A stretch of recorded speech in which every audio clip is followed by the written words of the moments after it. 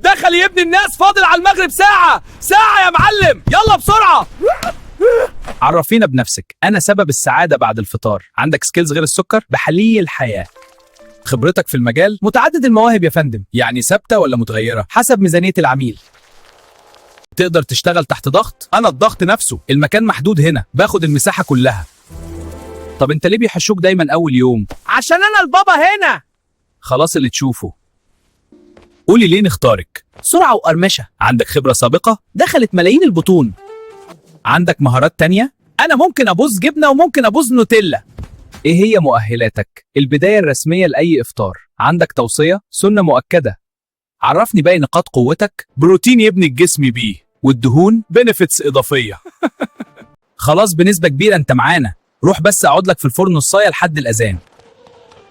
التوظيف اتقفل. أخيراً. بلاش تظلم معدتك في رمضان. اعمل فولو ولايك عشان تشوف الانترفيو التاني.